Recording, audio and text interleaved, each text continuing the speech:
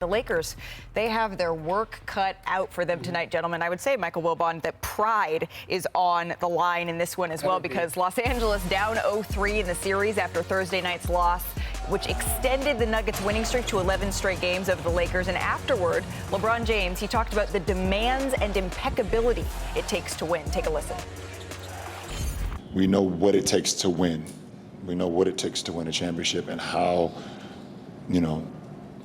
damn near perfect you got to be. That's not like something that's so crazy to obtain.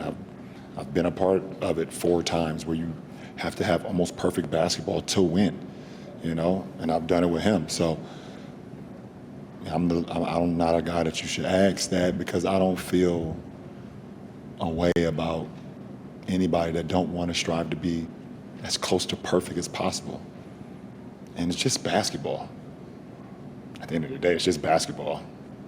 So the Lakers have yet to play that perfect basketball, and there have been a number of concerning moments for this team. Stephen A., what's the biggest reason why they're on the brink of elimination? Well, outside of D'Angelo Russell, I think one of the biggest reasons is that they can't get any stops, particularly against Denver's front line. You talk about Jokic, Michael Porter Jr., and Aaron Gordon combining to score 66 points on 58% shooting in this series. They can't get stops when they need to. They shot horridly from three-point range at the beginning, missing 15 of their first 16 three-point attempts.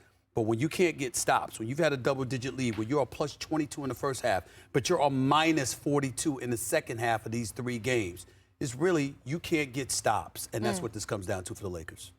I'm glad Stephen A., my dear friend over here, outlined the specifics. He's right about all that.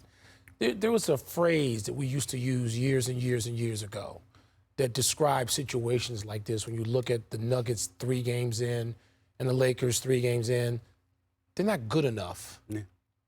They're fatally flawed. They're not good enough in a lot of areas. To me, just look at Anthony Davis. Anthony Davis has had a great series statistically, right? I mean, you look at the numbers, you go, my goodness, if I thought Anthony Davis was going to have this going into the series, I say the Lakers going to be all right. Anthony Davis is he's not one of the top 5, but he's somewhere between 5 and 15 in this league of the top players, all league players.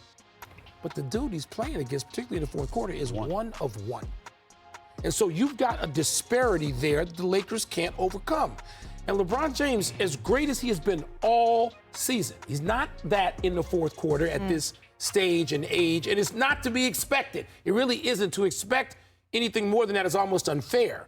But, Malika, you combine those 2 elements alone. If Anthony Davis is going to get overwhelmed at any point of the game, and LeBron James can't produce late in the game after playing 38, 39 minutes, you're done.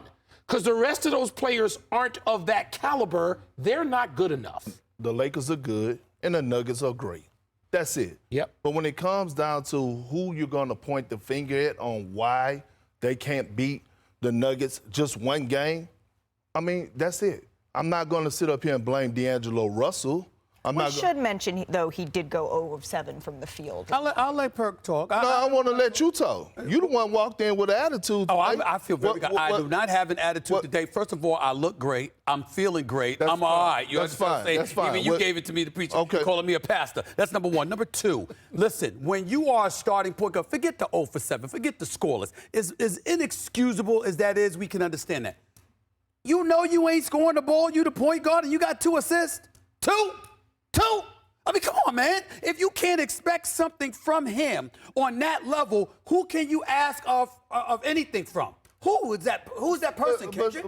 But Stephen A., here's the thing, right? We know that they've been great. Why? Because LeBron James moved to the point forward spot. I feel like that D'Angelo Russell has been catching too much unnecessary heat, especially when. Hold on, let me finish. Go ahead. Especially when it came down to the last game with him sitting away from the team at the end of the bench. Because the problem I have is it's cool when they do it. It's a problem when he do it. Okay? And what I'm saying that is that this man has been in trade talks the entire season. Right. And since then, March 8th, he gave Milwaukee to work, 44 points, 26 points against irrelevant. Hold on. Listen to me for a second, because I'm making a point. 39 points against Utah, then went there and did his thing against Boston without AD and LeBron James. The reason I bring that up is because every single day This man had to walk on the bus, go in the practice facility, get on the plane with snakes, the people that didn't want him there, and he stayed professional throughout. So it was really messed up all across the board for people to criticize this man because he had a moment. You know how many guys I done played with didn't have a moment? News. I have never, ever in my life on this network thought that I would be sitting across from Kendrick Perkins and I'd be able to mistake him for Dear Abby. You've got to be kidding me.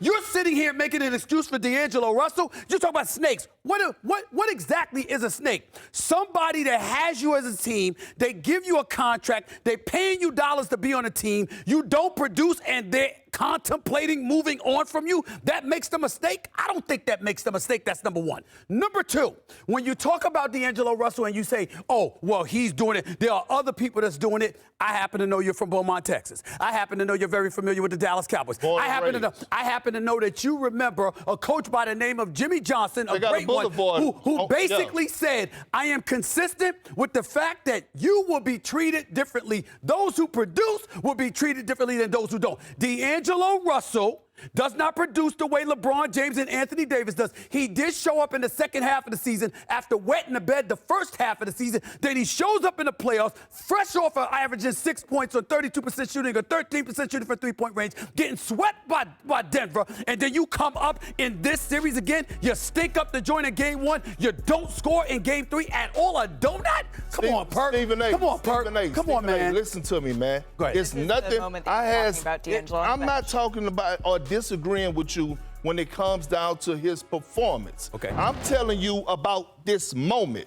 And he had unfair criticism about this moment. I done been in locker rooms where guys didn't had their moment. We done seen videos circulating when I was on the Celtics, a big baby crying at the end of the bench. Yeah. I done witnessed Reggie Jackson break down on the bench. You're gonna have moments as a role player. The Lakers distanced themselves away from him all season long. And at the time, the one time that he distanced himself away from the Lakers, it's a problem. Well, can I be in the middle? It's a problem because of the way he's performed. I don't even want to be in the middle of this. Maybe he's not one of the Lakers, and I don't disagree with you about his performance because he's not one of the Lakers' top 5 problems. The Lakers got way bigger problems than D'Angelo Russell. D'Angelo Russell is not relevant to that degree. Yes, the moment looks bad. For the purpose of optics, it looks terrible.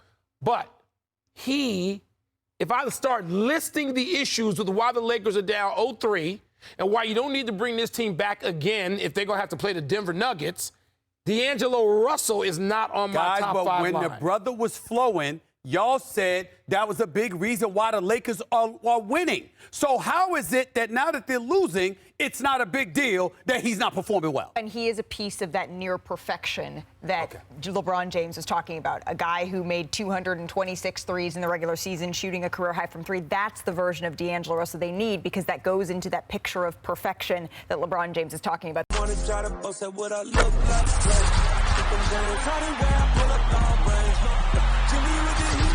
fire. It's NBA,